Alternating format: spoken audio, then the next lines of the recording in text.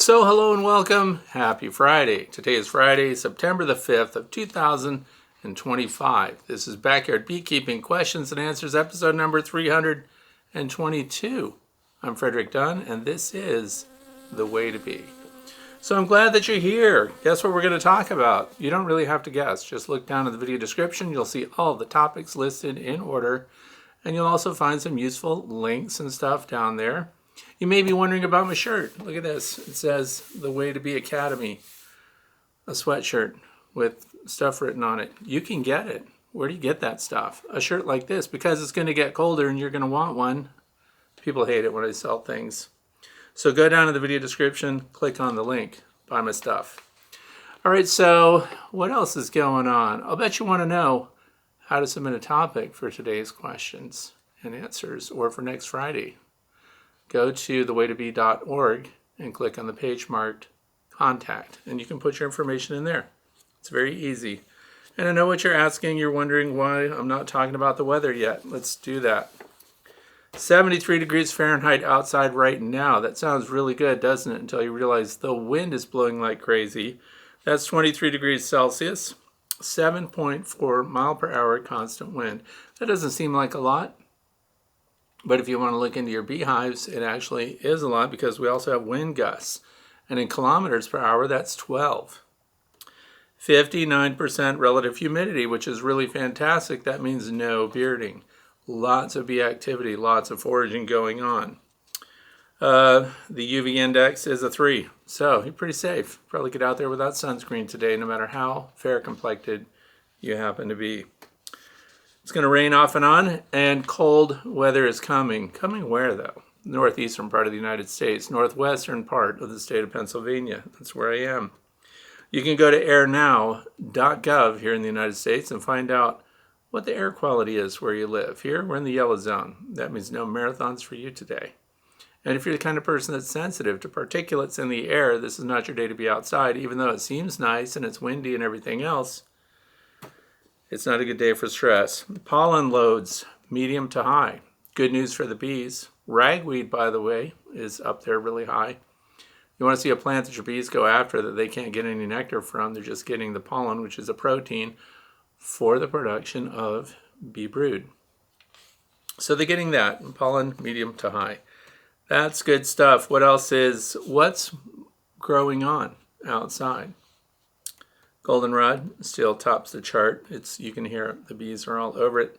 Clover, they are on the clover. That's consistent. Clover, by the way, if you're looking for something to plant instead of a regular lawn, clover is definitely the way to go. White clover. You can mow it off when it gets to 5 or 6 inches in height and the blossoms have had a week or so. Do your mowing either really early in the morning, although that's hard because it's usually damp from dew, or you can wait until later and then mow when the bees are not all over the clover. Asters are kicking it in. Asters are looking really good. Lots of those are still ahead. That's always good news. I don't like to see everything peaking and then worry about the dearth that's going to follow. Joe Pye weed making a really good showing here. Cosmos, of course, but I've planted those. Cosmos, we don't have like 300 acres of it. Where when it comes to the goldenrod, it's everywhere. So your bees have almost unlimited resources right now where I am. Sunflowers are also blooming. A lot of different varieties of sunflowers. We think of the traditional sunflowers that people are growing, sunflower seed that gets harvested later. But there's a lot of other stuff. Like there are perennial sunflowers like Maximilians, and we're in the second phase of that. They haven't even started to bloom. That's good news because we want this cascade of resources for our bees. We don't want it to run out until winter has to come. Not excited. Knapweed, which is an invasive, by the way. The honeybees are all over it. I also like to stare at them for a while and see how much time they're spending on the blossoms. Knapweed, they're spending a lot of time on it, so it's a toss-up. It's an invasive plant, but the bees are getting a lot from it, and I think it's nectar, because I don't see pollen on their hind legs, those that are working the knapweed. So what else? Let's say you have a question on your mind right now and you just need to talk to somebody about it. You've got a picture you want to show. You've got a video of a curious behavior that you've observed and you need opinions from your peers. Go to the Facebook Fellowship, The Way to Bee Fellowship, and do it there. Check in, see what's going on. There's always someone there, day or night, 7 days a week. So I think that's all of it right now. And let's get going. So the very first question comes from Cryoine, Cryoine. Says, Sir Fred, quick question. I've not been able to find much info about a bee quarantine yard, like how to set up and introduce new hives to the regular apiary. So this is a really easy one. A quarantine yard, I don't know if there really is such a thing as far as really isolating your bees from anything else, but here's the only time and reason that I use quarantine yards. Let's say right now I registered as a swarm collector. Where would I go to do that? It's a website called Bee Swarmed, BEESWARMED.org. You log in there, you register as a beekeeper who wants swarms. Now, then you get a text on your phone, swarm in your area, 3 miles away. Click to claim. So then when you click it and you find out, all right, well, it's 2 or 3 miles from me, and you go to collect that swarm. Do you want to bring those right back and put them in your own backyard apiary where all your bees are super healthy? My wife received some reports from some beekeepers in other states this year that they have American foul brood. 3 colonies in 1 yard, AFB.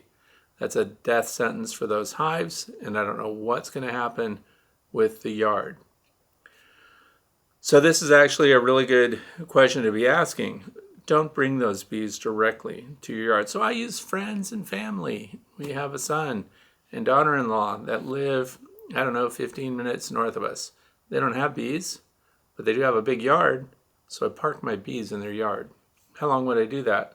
2 weeks, because I want to see what's going on. I will see brood, right? So let's say the swarm had a laying queen, which most of them would if they're of any size.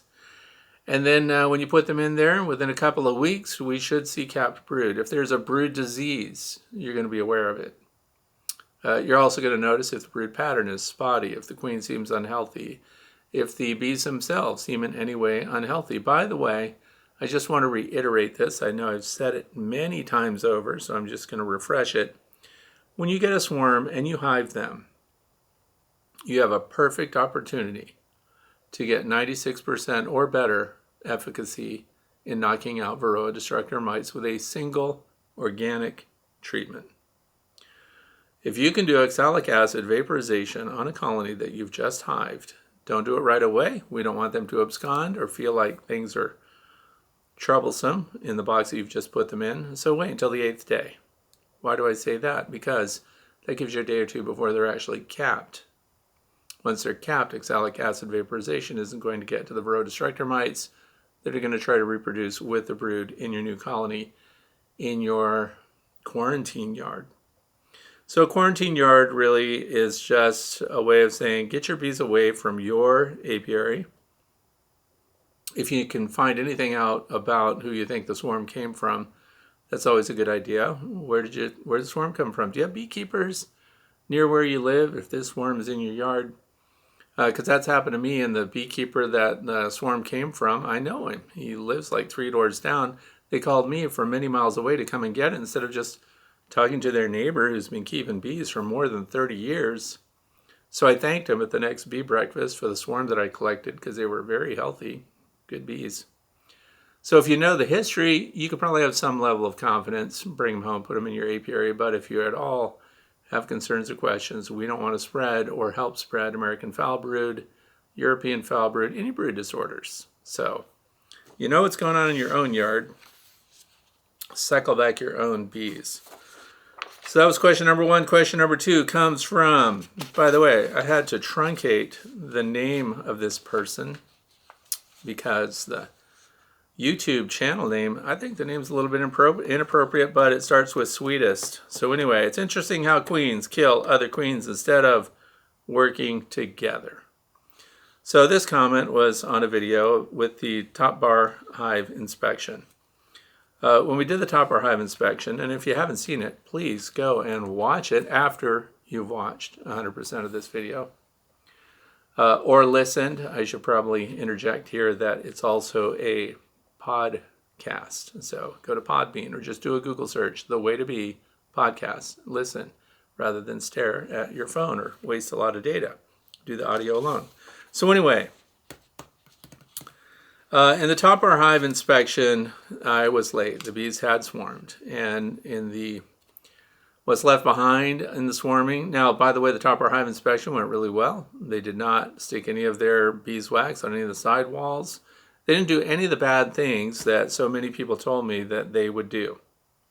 Maybe it's just, first occupant luck with the Bee Mindful top bar hive. So anyway, there were multiple queen cells, a lot of them. A lot of people go through and smash queen cells because they want to help their bees. I don't do that. I've never done that. And here's why. I think the bees are the best judge of which queen cell they would like to see successfully emerge, which queen would come out. Worker honeybees do a lot of strange things. First of all, they invest a lot in the construction, feed, and maintenance of developing larvae. So the construction of the cell, if you see something that's got a lot of work going on, they cared about that one. Because in the same colony at the same time, there'll be little queen cells that look like nothing's been done to them, and others are like the Taj Mahal. They're all ornate, they're reinforced in every direction. Not only that, there's like 5 or 6 bees, nurse bees, parked on the queen cell. So they're showing preferences already. The other thing is, we always say, or at least I often do because it's what I've been told through the years, that the first queen to emerge from her queen cell, this virgin, will come out. And they do this piping, which, by the way, recently I got the best piping recordings I've ever made in all my years of recording bees. Fantastic. They pipe around, and we don't hear that. We feel the vibration through the honeycomb. And the queens feel that too. They track each other down. The closer they get to a queen, the stronger the vibration. Now, oftentimes, the workers don't even wait for that to happen. You know what they do? They take matters into their own hands. We have been watching observation hives that had queen cells where we could see them, and I've seen a queen emerge from her cell and be seized by workers as soon as she left the cell. Now, that happened to be my personal favorite queen that I wanted. She was really dark banded abdomen. I was thinking Carniolan or something. Anyway, they mobbed her. They started biting her feet, chewing her wings, and just giving her heck right off the bat. Now, that wasn't queen-to-queen combat. That was worker bees deciding that they don't want that queen. They want this queen. So then another queen, when it emerged, they were feeding her, and they formed a retinue around her, and they ushered her around the whole hive, because what she does is she goes on this big introduction tour where she gets in physical contact with a whole bunch of other bees and passes on her pheromone. So it's not always the queen that's killing them off. And the reason I'm saying this is your bees in that colony tend to know which queen they favor, and they're going to help her along. And it isn't always down to which queen can kill other queens. Your workers do it too. We've also seen this behavior in swarms where there'll be multiple queens in a swarm, and there'll be one queen that looks like she's moving around freely, and all the others don't seem to be bothered by her. And then you'll find a very tight ball of bees around another queen, and they will not break off this tight ball. It feels like a meatball in your hand. And I've sat that on top of a hive before to see if they'd break it up, see if they'd leave her alone. I didn't have a thermal camera on me, although in the future I should probably run away and get the thermal camera because they're also heating her up, putting themselves on the threshold of death just to kill this queen. And then later you find the queen dead. And if you move her apart and get her away from them and set her somewhere else, they track her down and they ball back up on the queen. So they are making active decisions.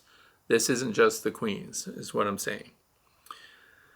So working together, the whole point is this is all part of natural selection for them. This is, the queen that's either has the favor of, the entire community of honeybees there, or she could, in fact, be the toughest one that goes around and chews into the side of a cell and inserts her stinger and takes out those not yet emerged queens that are also virgins. So there's a lot going on, but one queen tends to be the best. There are cases where there'll be another queen roaming around at the same time. Very rare to have two queens laying eggs We do have the 2-queen system going on out there with the Keeper's Hive, which is doing very well, which I just put a very interesting honey super on. Not like any other honey super that I've ever put on a beehive before, and I'm just going to leave that with you as a cliffhanger. So yeah, they're designed to have 1 queen, chosen for her genetics, her good looks, and everything else. Question number 3 comes up. Sarah Peters, 3277, that's the YouTube channel name. Hi Fred, thank you for the video.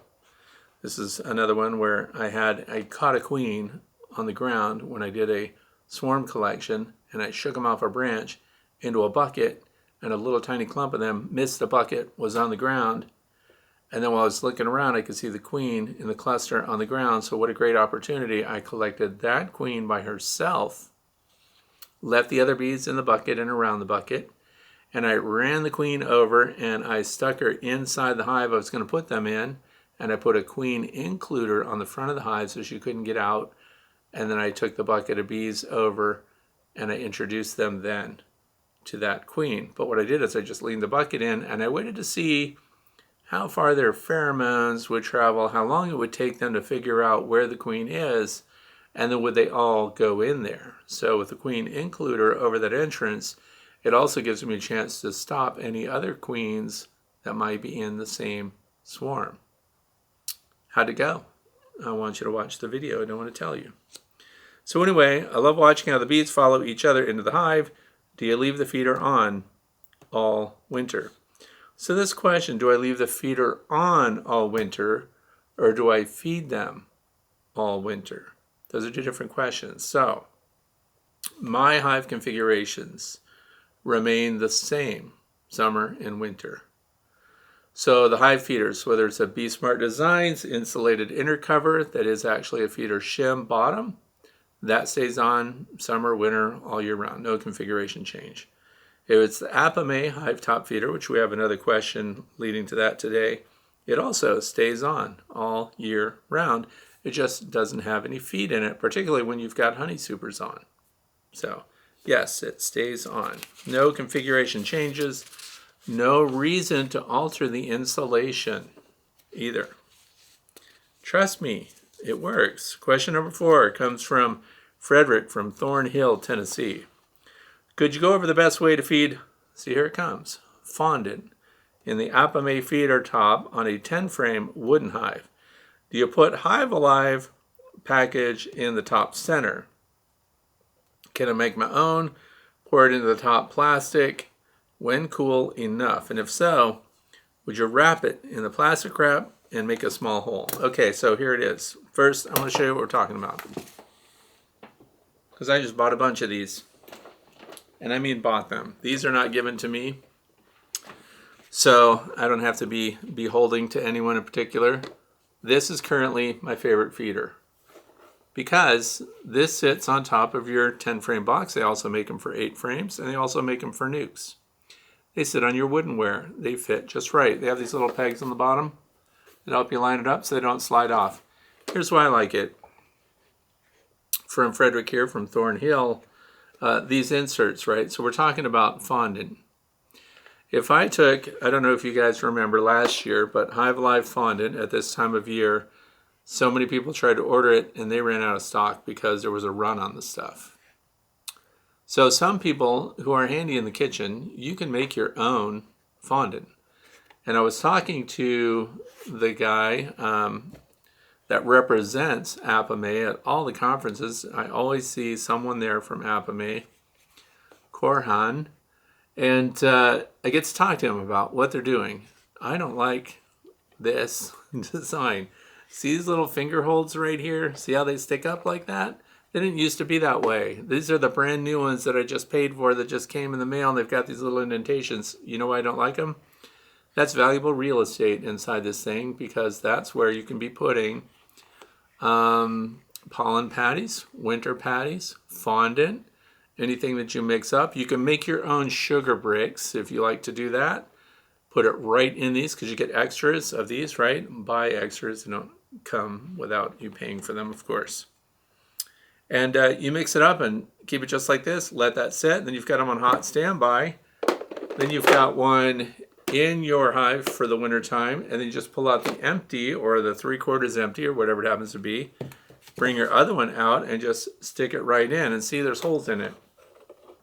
Those holes allow your bees to come up through here in the middle of winter, and over the top of it, it's all insulated.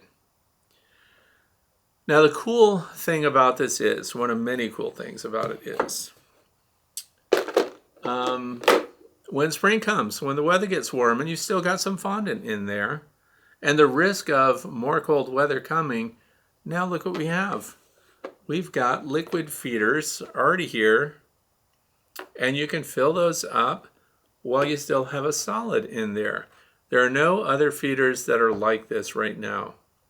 There are feeders that you can put solid resources in, or you can put, like the Bee Smart Designs insulated inner cover, I can put a fondant pack right over that center hole.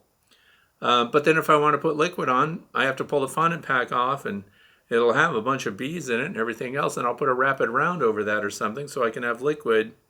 So now I've had to swap out feeders, swap out food resources, where with something like this, all I have to do is decide, do I want to put liquid on it? Oh, we just pulled off our honey supers. Let's say, this is hypothetical. Pulled off the honey supers, and now we need to boost them going into winter. This hive cover is already on there, and I can put sugar syrup in here or whatever I need to boost the colony, if in fact that colony needs to be boosted. So, the center thing, yeah, this is great. If you put fondant in here, I cut them in half. I leave them in the packet. The question is, would I wrap it in plastic? No, I wouldn't. So if anything, I would put parchment, or I would put wax paper and cut a hole in the center of that. 2 holes, in fact, one over here, one over here. And I would put my fondant pack on top of that, and now it's all enclosed, right? So it's not going to dry out. That's the biggest thing with fondant. We don't want it to dry out. We want the bees to have access to it, so they can access it from underneath. Look at the way the underside is. This is, right now, the most versatile feeder you can put on a beehive. And if you go to Apamea, I want you to tell them that I sent you. Go to anyone who sells this stuff. Tell them Fred sent me, and guess what you get? Nothing. You get to pay the same as everyone else because I have no affiliation with these people. In fact, afterthought. Nature's Image Farm. That's Greg Burns. They sell this stuff too in Ohio. So you could go there, and they sell the Endora hives, and they sell these to go on top of it, and they have a hive cover that goes on top of that, and they have the bottom boards that are for wooden hives, and you could get an Endora hive. Tell them Fred sent you, and pay the same as everyone else. Although you never know.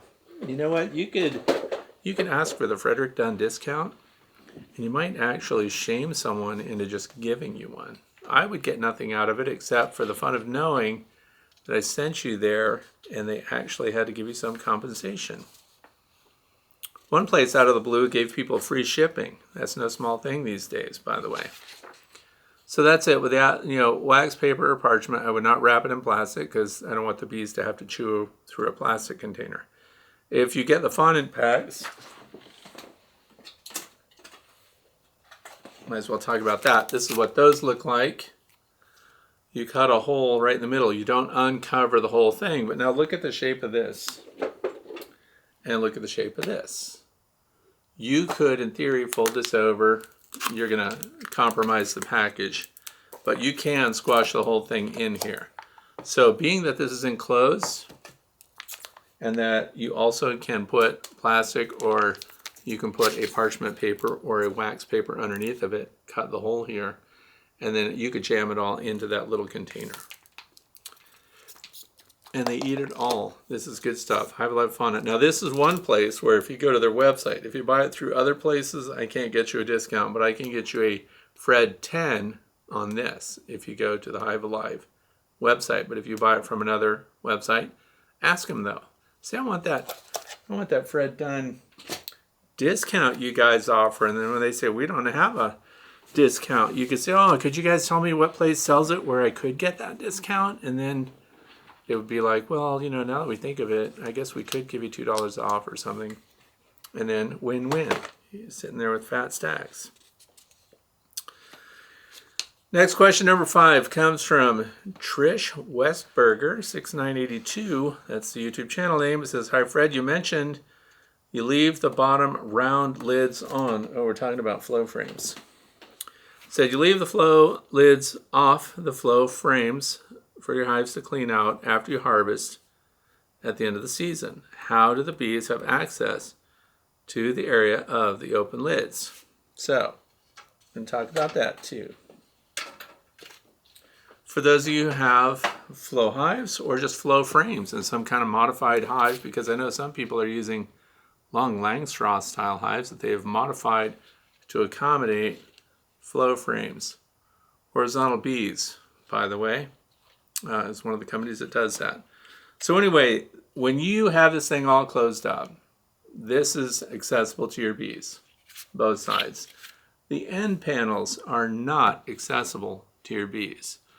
So this question came about because I said once you've cycled this out and if you've removed it and got all the honey out of it, you put it back on your hive, let the bees clean it up a little bit. So the question is, can they clean up these ends?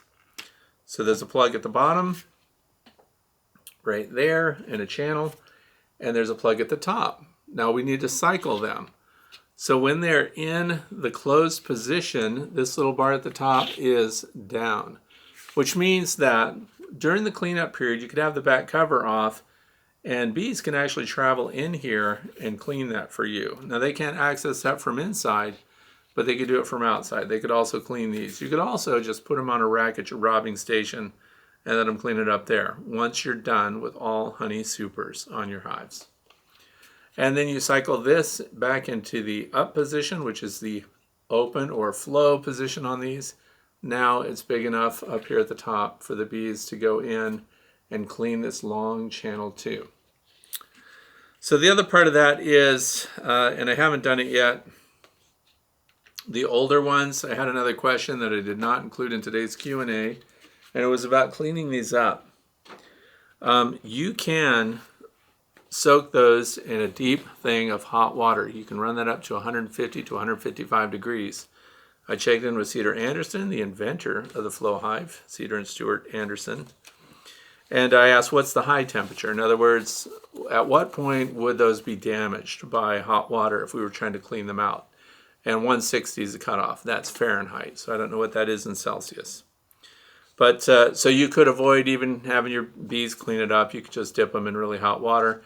Melts away the beeswax because it's above beeswax melting temperature, and we can clean the whole thing up that way. And then rinse it with fresh water and put it right back in storage and be ready for next year. So those are the options for Trish. Question number 6 comes from Francis Moore. Let's see. I write questions as I listen. Is there a link where I can look up the packs that you put in your empty supers for storage? This is what I do. I freeze all the frames for several days, and this year they're stacked to the ceiling in my kitchen, not bagged up to keep the moth out. So last year I bagged them, but I got some mold and moth, as well as the moth ate through the bags. We're going to talk about that.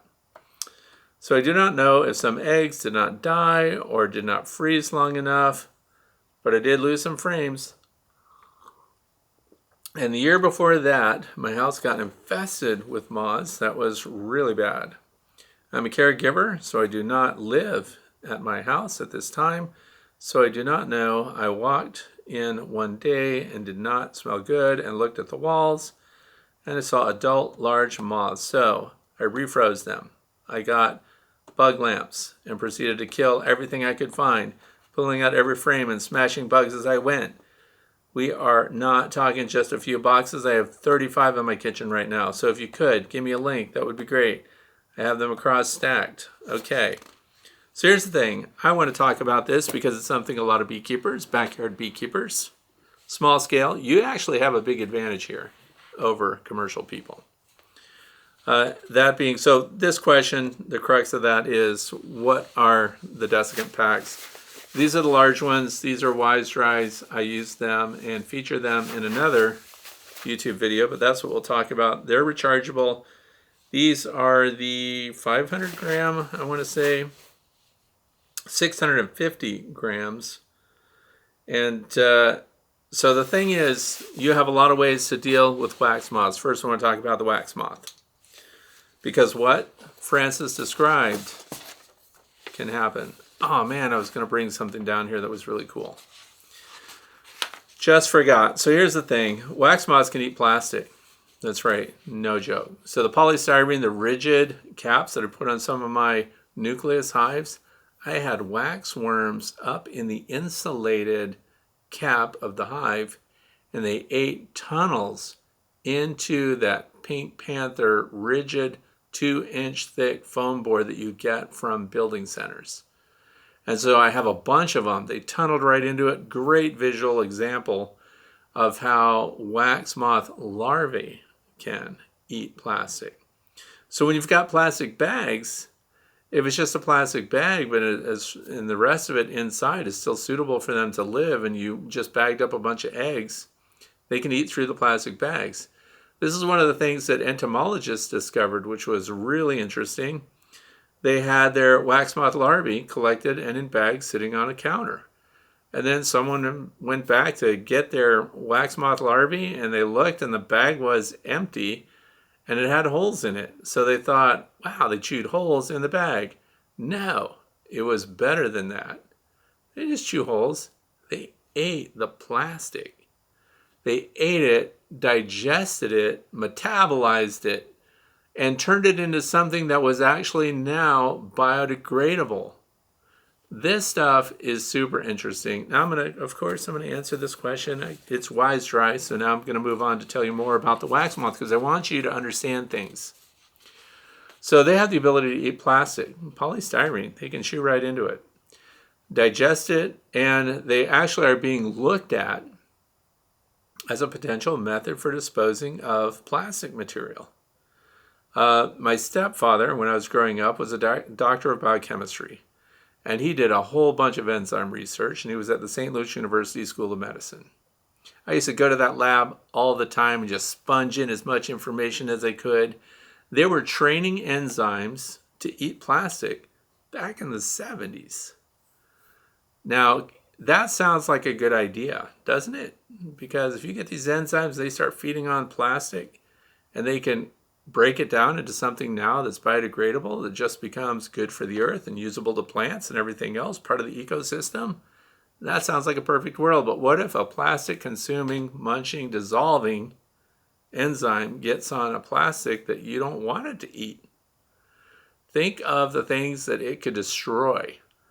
So it never really took off, which was really interesting. The way he explained it to me, you could train them, those enzymes, to eat any plastic.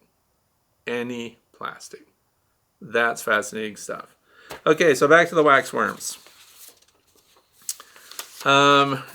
Here's the thing. The wax moth herself does not eat anything. So wax moths, their whole job as adults is to find another moth and mate, and then produce waxworms. They're going to lay eggs, the eggs are going to hatch.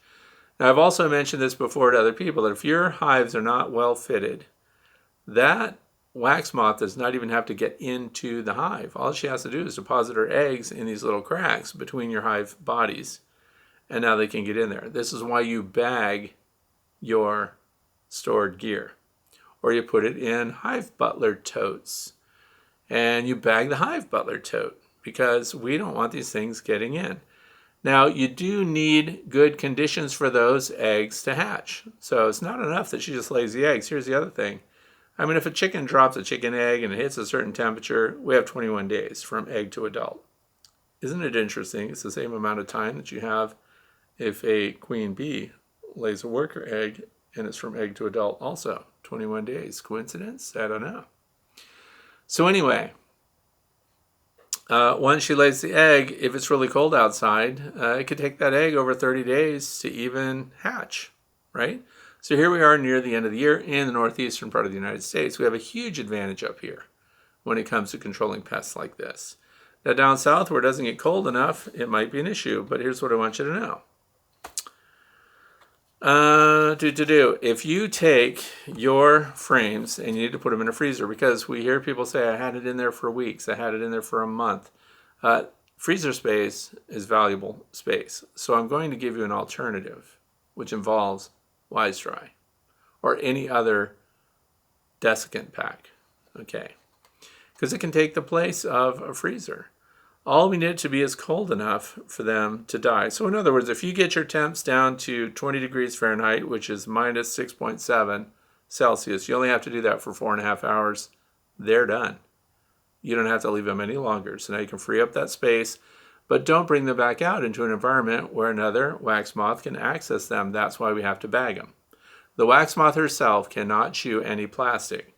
If she were inside and survived and laid eggs and the eggs hatched, those can chew your plastic. So once we've cycled them in the freezer like that, bag them up, that's it. You're done. You're safe.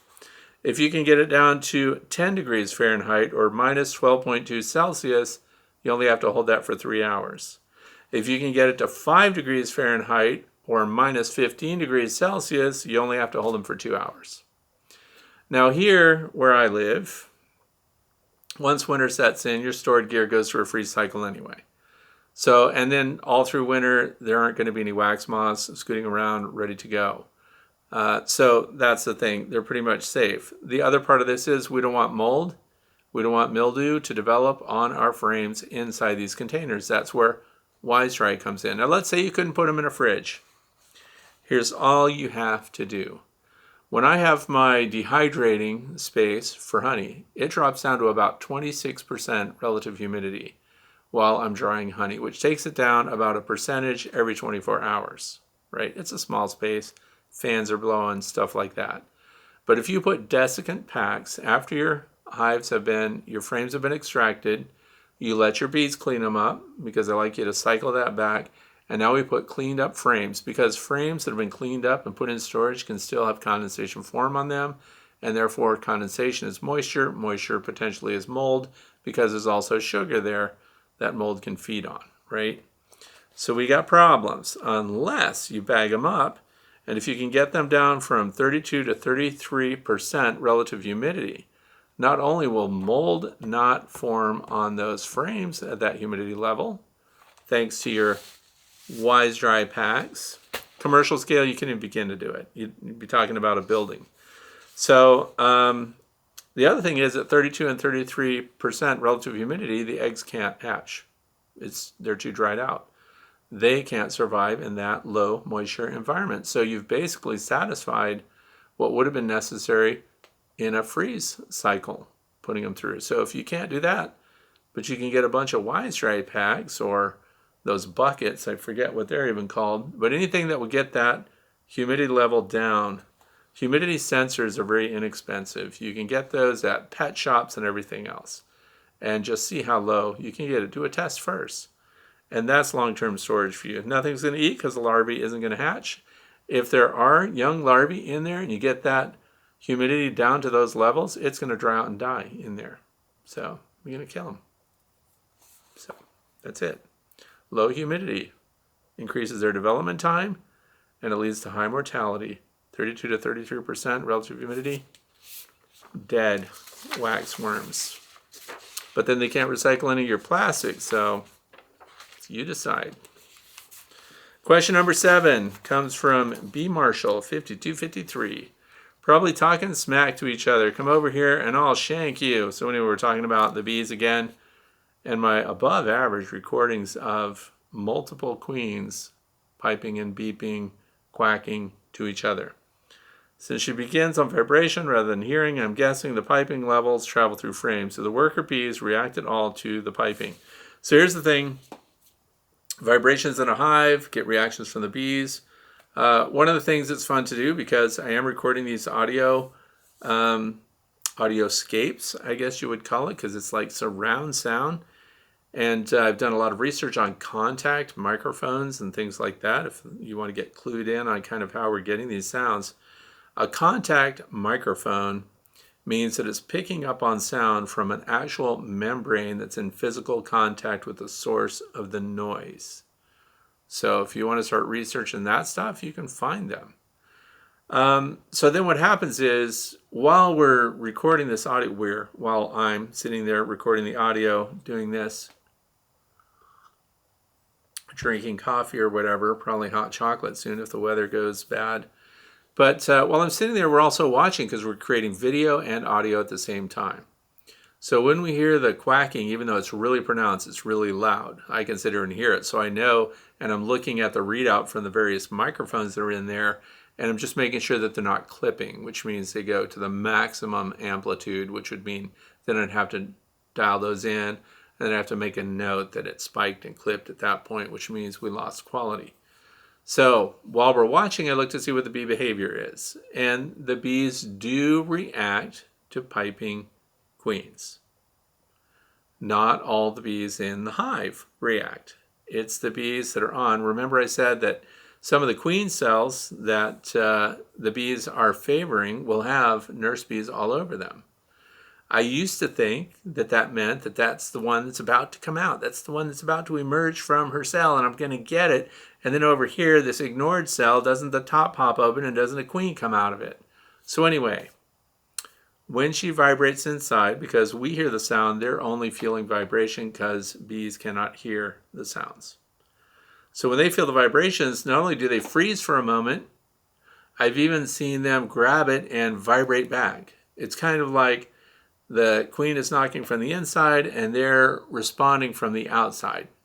Yes, I'm here. You out there? Yes, we're out here. Should we come out? So the other thing I've noticed too is if it doesn't beep for a while, and I'd never hear the workers' beeps, the vibrations, the gripping of the cell and the vibrating of their bodies against it doesn't create a sound that I've been able to hear. So, but they feel the vibration because then you'll hear the queen respond from inside.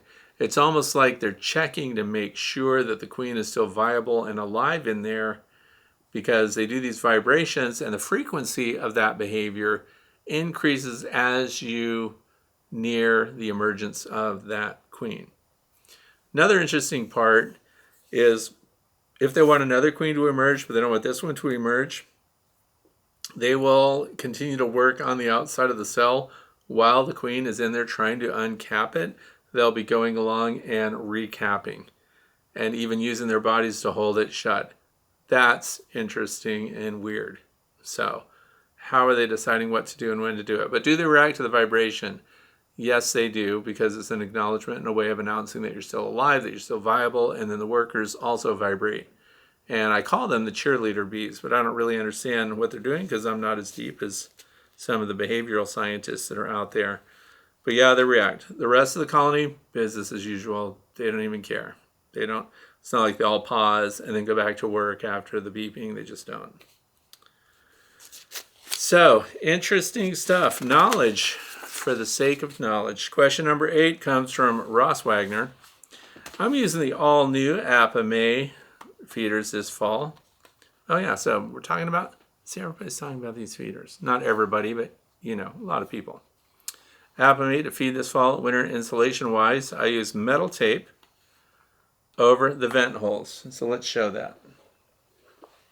We're talking about these vent holes around the periphery. Now don't forget, this is also sitting on the wooden top of a wooden hive.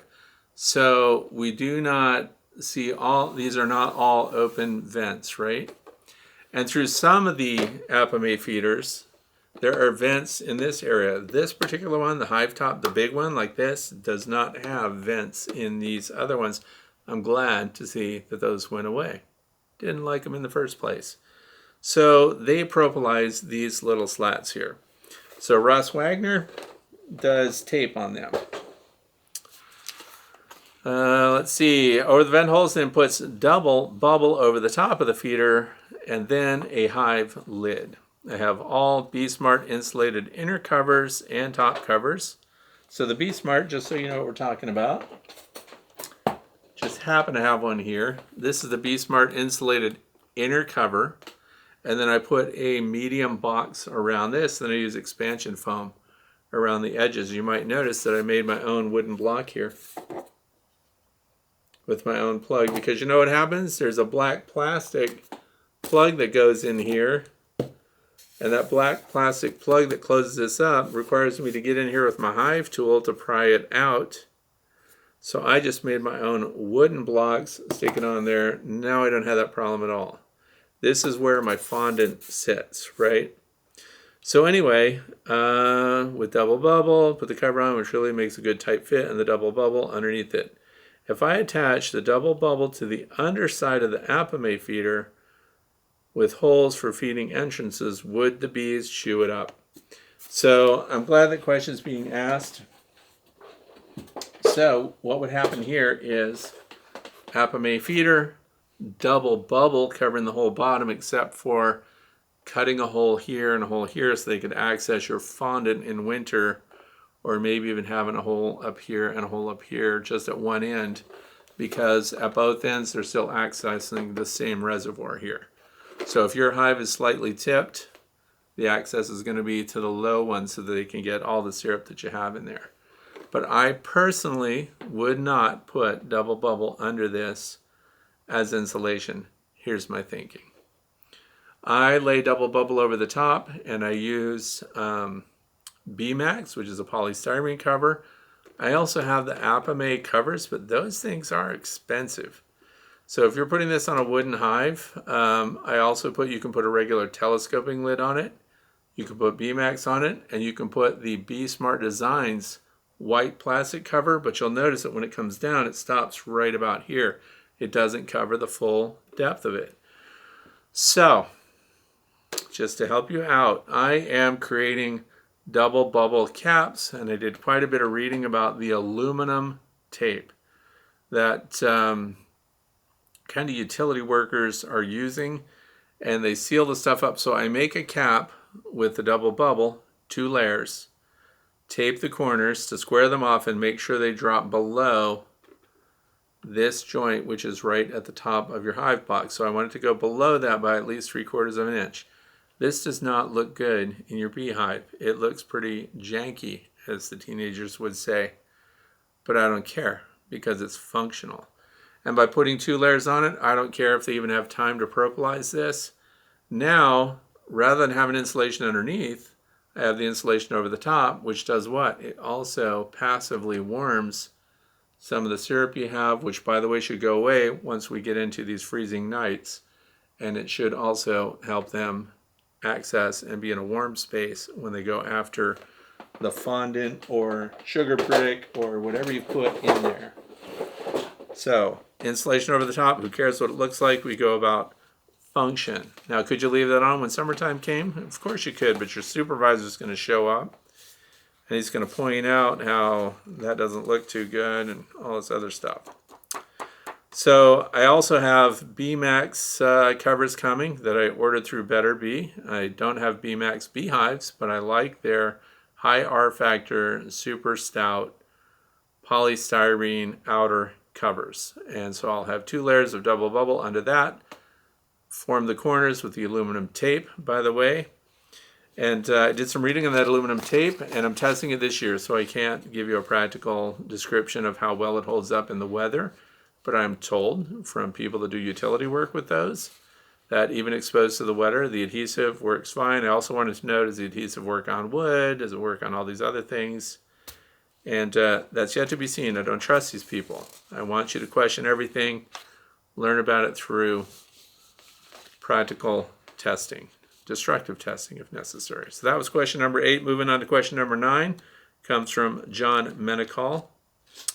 Say again, what is a good preservative for 1-to-1 sugar syrup? Thanks.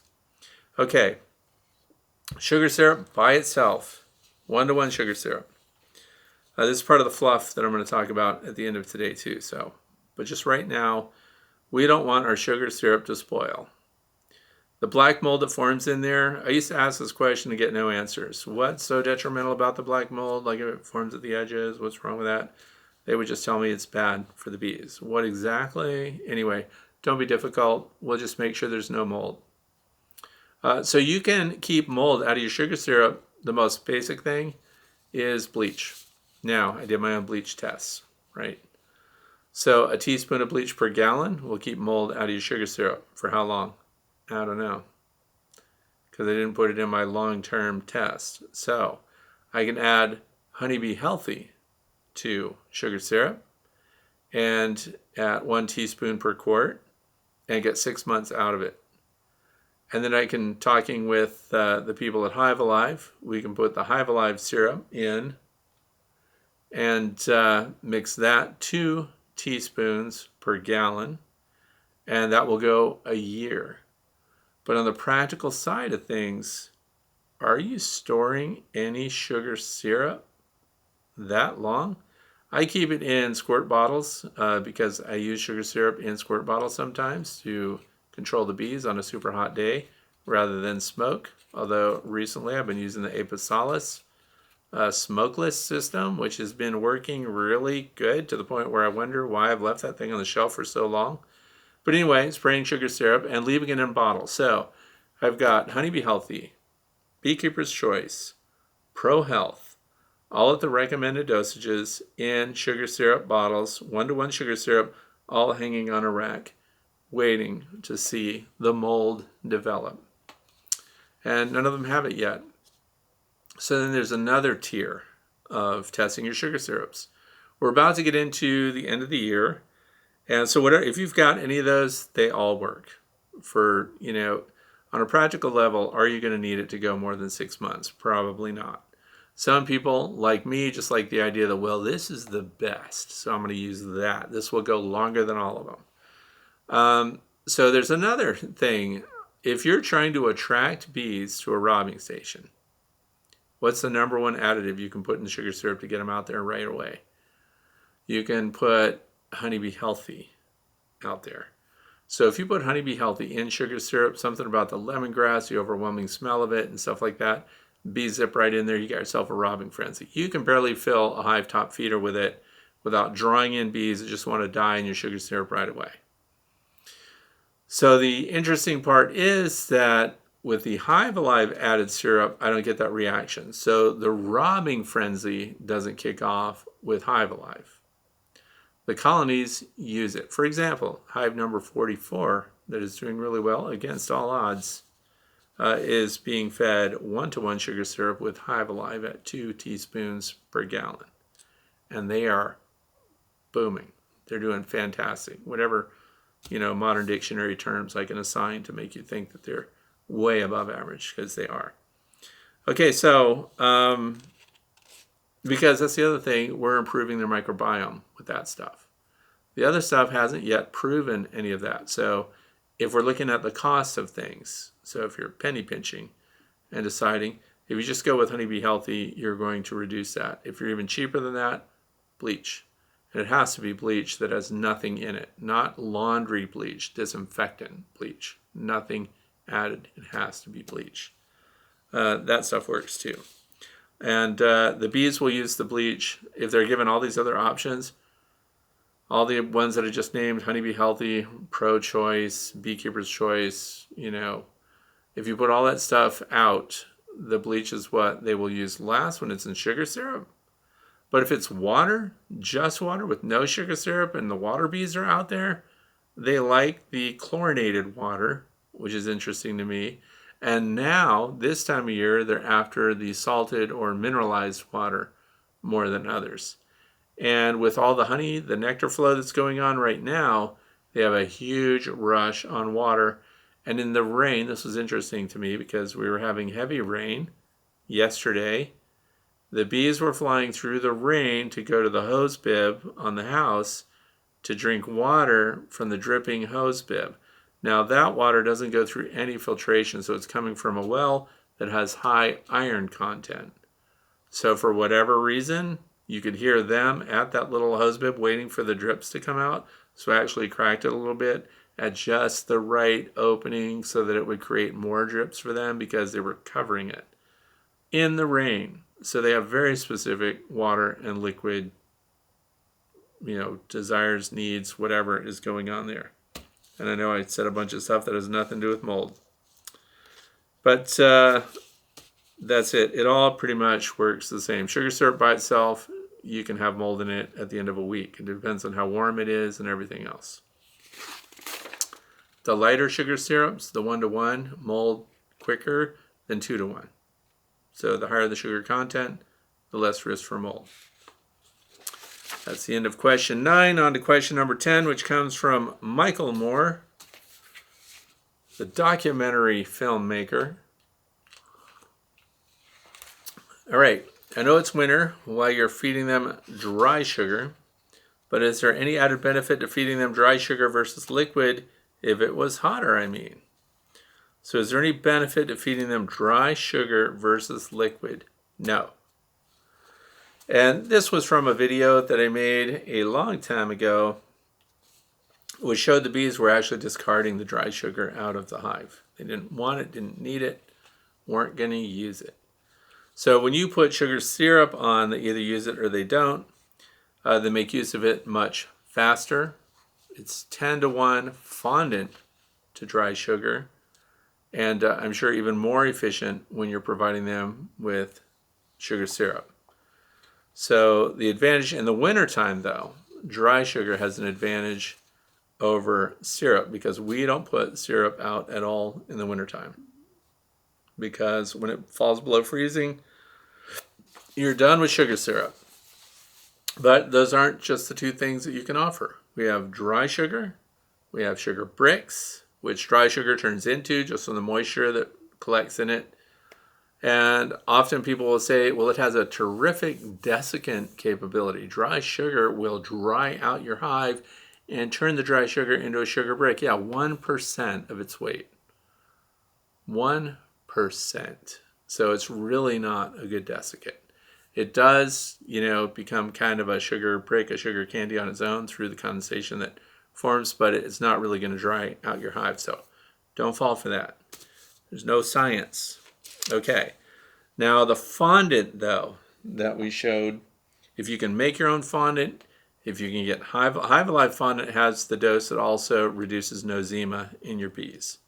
So, but if you can get fondant on there, that is much more accessible and beneficial to your bees than a dry sugar or a sugar brick. Now, if you're in an area where it's not freezing, your sugar syrup is always going to be the best choice. If your bees can do cleansing flights and they're not worried about that, and it's not freezing where you live, then a heavy sugar syrup can be fed as your emergency resource. Why bother with fondant? The fondant is probably more expensive. And by the way, the 5-pound, those come in 2-pound fondants and 5 pounds. The 5-pounders lasted all winter last year with some left over in spring. So if you're trying to gauge that. So that's the end for Michael Moore. Last question of the day. So if that was question number 10, now we're on 11, which comes from Hunting Lady. It says, I removed a swarm in an apricot tree today, Thursday. It had been there since Sunday, and the homeowner was very fearful, but it was simply a feral colony. My question is, why was there no buildup? There was not a speck of comb being made. The queen looked okay. I really need to order a queen muff for marking. By the way, if you don't know what that is, queen muff, you can catch your queen, put your hands in there, and then you can mark the queen or transfer her to another cage or something without her being able to fly away. Better Bee sells the best one. I usually have it down here, but it's at the ready out in my garage. So anyway, this worm is going in the side of my double keeper's hive. 2 have already succumbed to wax moths in that easterly side. Wax moths, man, I don't know. I'll be able to provide them with drawn comb, but why haven't they started building?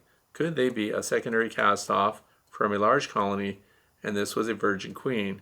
They're a little over a gallon of bees. Okay, so there are a lot of reasons, and what she's talking about is sometimes we find a cluster of bees that's been there a while on a branch. Swarm comes in, you forgot to register with beeswarmed.org, and the homeowner who's got the swarm on their property doesn't know to report the swarm to beeswarmed.org. Because if we can just get that word out, they don't end up staying on these branches forever. So anyway, often we go and we find out the swarm's been there for 3 or 4 days, which lets us know, guess what? They didn't have any place to live. They couldn't find an adequate space to move into. So they settle where they are, and sometimes they'll build full comb not frames, but they're just lobes of honeycomb right on the branch, because these bees are ready to build comb. That's what they generally are able to do. So what happens, because if you look closely at the video I just did of the entrance of my top bar hive, the front of it is peppered with little specks of honeycomb, because the swarm stayed on the front of it for the longest time before they would even go in. And those workers that had loaded up on sugar, not sugar, but usually honey from the hive they departed, they are ready to build wax. It's what they instinctively do, because they would in nature be moving into a cavity that has no honeycomb, and they need to do it. So they're either starved, so they don't have the resources already enough to expend on building comb where they are. Also, when they don't have, the question here, could that be a virgin queen? If it's not a mated queen, they have a tendency not to invest in infrastructure, even though they're with her, which seems weird. And if they're just low on resources, or if it's too cold, which I can't imagine where she's from that it would be too cold, but that's another one. Unless it's in the 70s or 80s, they tend to not have the warmth they need to work up honeycomb. So then once you get them into a cavity, the things change. And we could certainly feed them a light sugar syrup to get them going. But this is an area of concern when you're doing inspections on a colony. Maybe it's a swarm that you hived, and they're just diddling around and not really expanding. They're not building comb. They're not investing in the space. That's a point of concern. You may not have a mated queen. Then all of a sudden, when she returns from having been mated, all of a sudden they all kick in and start, of course, building and expanding the infrastructure and getting going. So what I do in those cases is, since I'm hiving a swarm, this time of year, I would feed them sugar syrup. I know this is an area that's divided with a bunch of natural beekeepers and hands-off and Darwinian beekeepers, and I feed the bees light sugar syrup. So we're in the fluff section. I want to talk about this. So in answer to the question, I think it's likely a virgin queen or those conditions exist, and you may see a change once you start feeding them. So in the fluff section, what I want to talk about is, here we are at this part of September. We have time. We can be helping out the bees that we have hived that were late season swarms. We can help them by boosting them. And I did talk with Natalie B. from Be Mindful, who did the top bar hive, because my top bar colony is, they're starving, let's be honest. So she agreed that they should be fed. So what did I do? Thank you, by the way, for all of you. Everybody wrote comments in about how we could feed, and I was trying to adhere to their philosophies of not feeding, and they're in Texas, and being completely holistic, no sugar syrup, nothing like that. It's kind of in their compact that they wrote up of the rules they follow. But I, in the meantime, got these Easy Feed packs, which come from Hive Alive. It has a dose of Hive Alive in it, but we were thinking about the follower board and places that we could put a feeder in, because the top bar hive really wasn't configured for that. But then when I opened up the space between the two colonies at opposite ends of this top bar hive, bees could come through just past, even though that follower board was built by me and with the highest tolerances, the bees could still pass through on the edges and explore the space, because I was in there, which means light got in there, which means they're inspecting it, which means then I could take this, take pins and poke holes in the top of it, lay this on the bottom inside the hive, and I put 2 of them in there because they are in jeopardy. And so then I close it all back up, and that's where we're at. And then I received an email from Natalie B. from Be Mindful, who's talked about their new designs for frame feeders for the top bar hive. So here we go. I was ahead of the game, and somebody else made a comment right on my video too. Says, hey, what about those Easy Feed packs? Couldn't we just put one of those on the bottom? And I had already done that, so great minds think alike. So we've got Easy Feed in there at the top bar hive. I'm going to do everything I can for them. I just can't stand kick back and say, yeah, well, if they make it or not. I mean, look what was going on. It rained yesterday. We have high winds today. We have cold weather coming. I want to give them every chance. And since I have the stuff sitting around and I can do it, I'm going to do it. So, pollen patties. Here's the other thing. In the past, I've never put pollen patties on. I listen to people like Randy Oliver, Scientific Beekeeping. I listen to Dr. Jamie Ellis, who's in another neck of the woods down there in Florida, the Bee Lab at the University of Florida. And they have opposing views of feeding. But keep in mind, they have different climates that they're raising bees in. But I do listen to both of them. And Dr. Jamie Ellis, the question was whether or not it would even be beneficial. In other words, if you're going to put pollen patties in a beehive, they're expensive. I mean, we talked about the pollen count at the beginning of today. We have plenty of pollen coming in. When we look at these landing boards, pollen is coming in. But I want to give them an added boost. Maybe I'm over managing them. So I am using, because this came out last year, the Hive Alive pollen patties, which are 15% pollen. I put those on the hive that we did with all the grandchildren. So it's a late season swarm. And one of the reasons I also never did in the past is because how did you have to put the pollen patty in? You had to pull a hive box off. You had to put the pollen patty straight over the top of the frames where the brood is. And it has wax paper on it. And then they would come up through the frames and they would consume it, or they would be forced to haul it out of the hive if they didn't want it.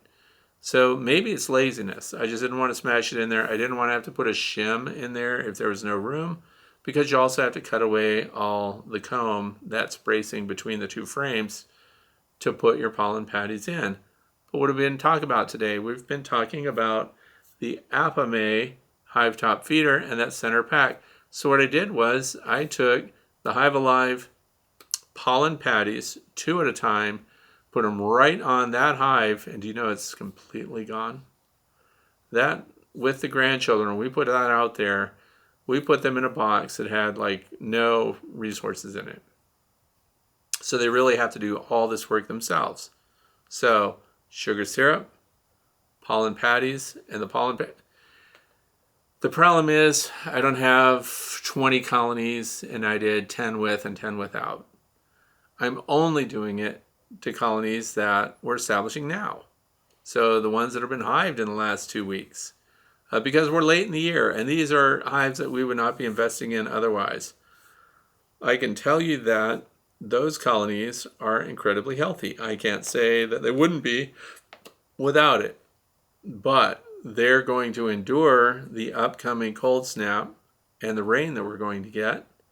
And they're not going to lose a bunch of brood. And I'm not going to go out there and see what I recently saw, which is a colony left to themselves, that all of a sudden, when the cold weather came, it dropped into the 30s here already, 38 and 39 degrees Fahrenheit.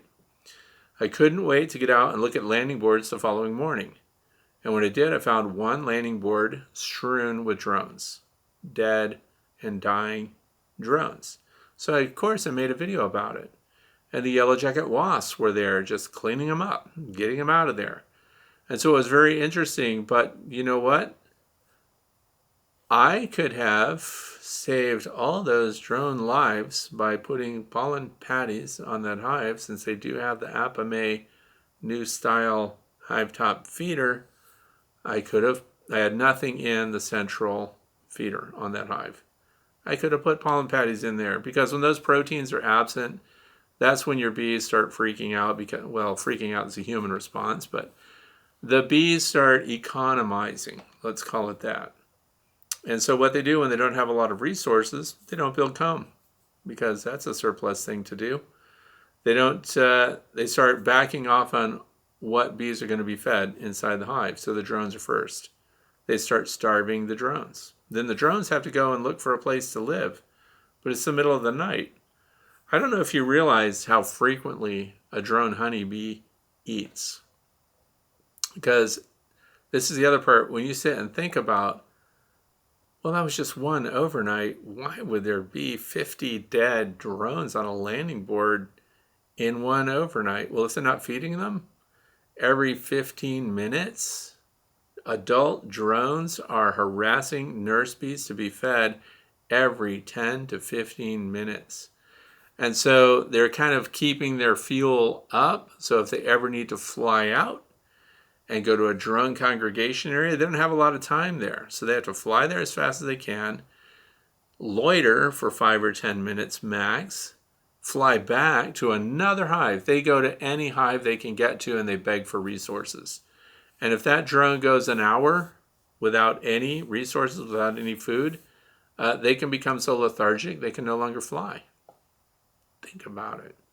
So when these nurse bees decide resources are low, temperatures are low, they're going to preserve the queen and they're going to preserve worker brood.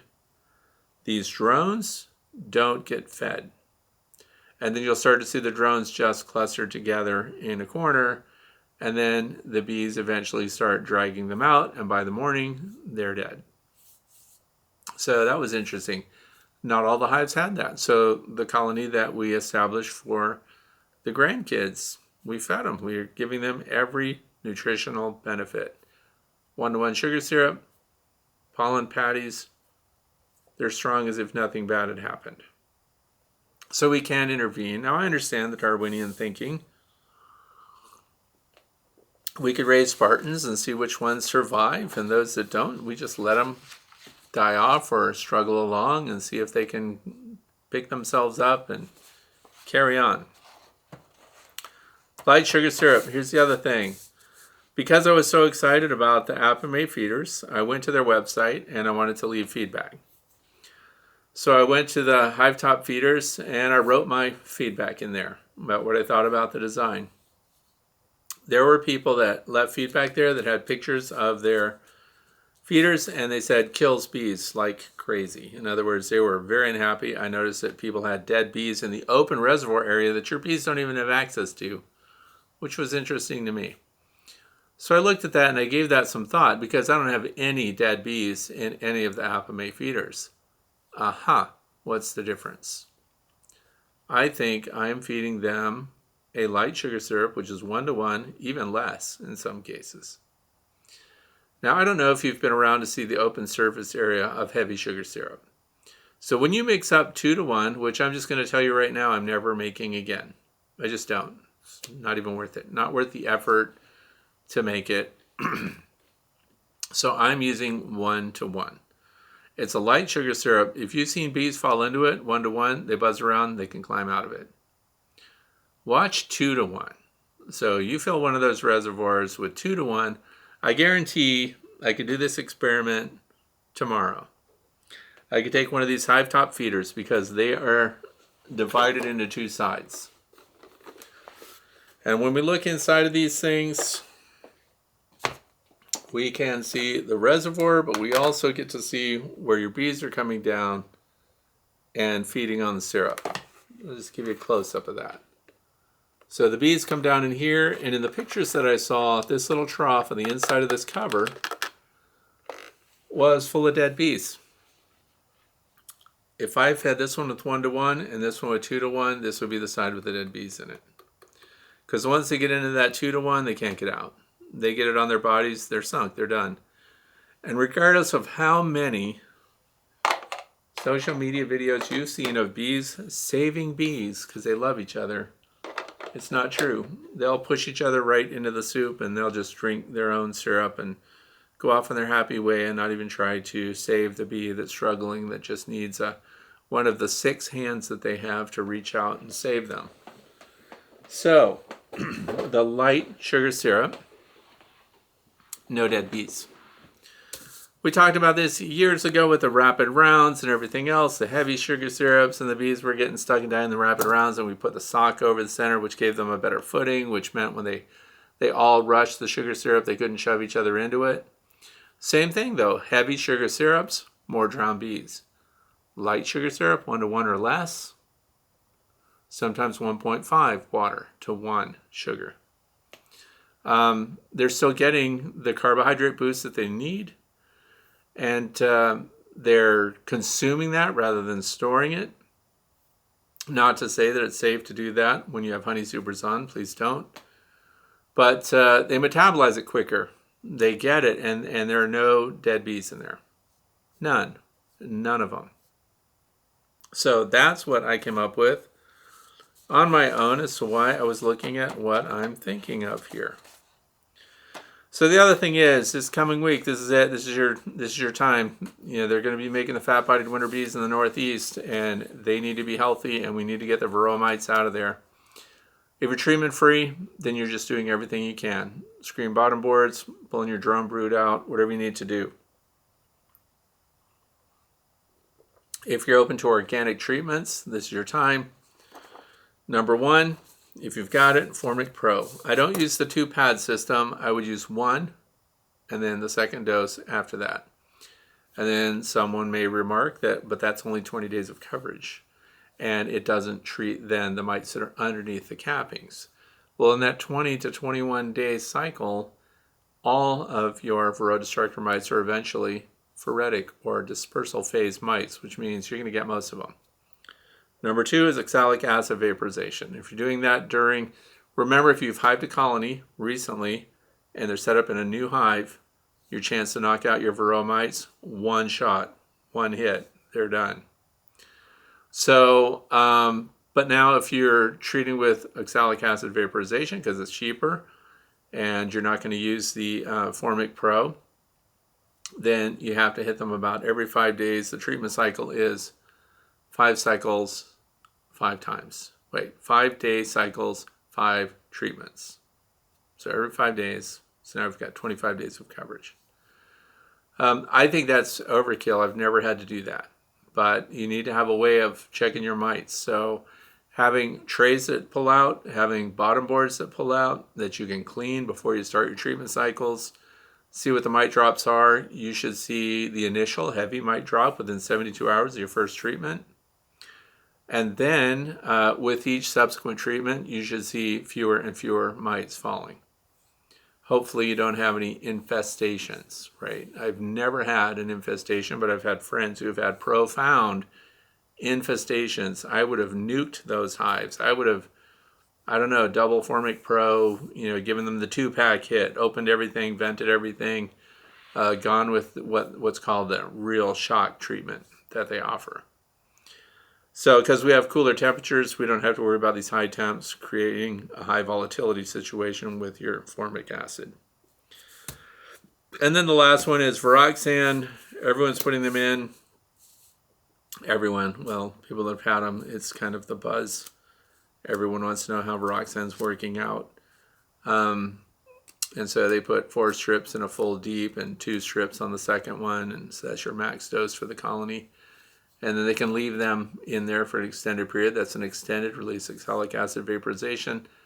I get, really good reports from one person that says it worked absolutely fantastic. They can't find mites anymore. And then another one that it really didn't do anything. They had so many mites and a mite count, and then it kind of stayed that way. So it's kind of, I don't know, because I don't see them do the treatment, so I don't know. I have to take people's word for it. If you've tried Viroxan this year, how did you use it? How did it work? And of course, follow the instructions. I see some interesting configurations going on. But anyway, so those are my top 3. Formic Pro works the best this time of year.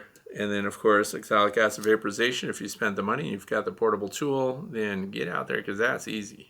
Very easy. We're not pulling boxes apart. You don't have to go back in and get it later. And we're backyard beekeepers, so we're not treating 100 hives. If you had to do 100 hives, it's a big investment. But if you only have 30 or 40, like me, then you just go out there and you go 1 to 1 to 1, and you can do the entire apiary in a morning. 5 days later, see what your mite drop is, do another one. I might get away with 3 treatments and then have no more mite drops because the mite counts are already low to begin with, and I can't explain why. Although it seemed like they were really low last year. We'll see what happens. I don't know. So I wish I could give you absolutes when it comes to mite control. I just can't. Clean all your traps and bottom boards. So if you've got, hopefully, I am eventually turning over to all screened bottom boards. with removable trays, and the bottom board is enclosed. These are not open screen bottom boards. They have removable trays. Eventually, all of my hives will be this way. And then you need to inspect for queenless colonies. We're coming up on the end of that, the opportunity to go queen right. Because people ask me all the time, should I be pulling brood from this hive and stoking up this colony that's falling behind? They seem queenless. Is it too late to make a new queen? I would say yes. I wouldn't even bother. I would not weaken a colony to boost a failing colony. You're way ahead if you don't let them get to the failure point and you feed them something. I know some people don't like that, but I do. I'm going to feed my bees because I have it, I'm going to use it, and it's going to help them. I'm going to look at the weather report and I see that we've got a cool down and rain and 3 days of problems.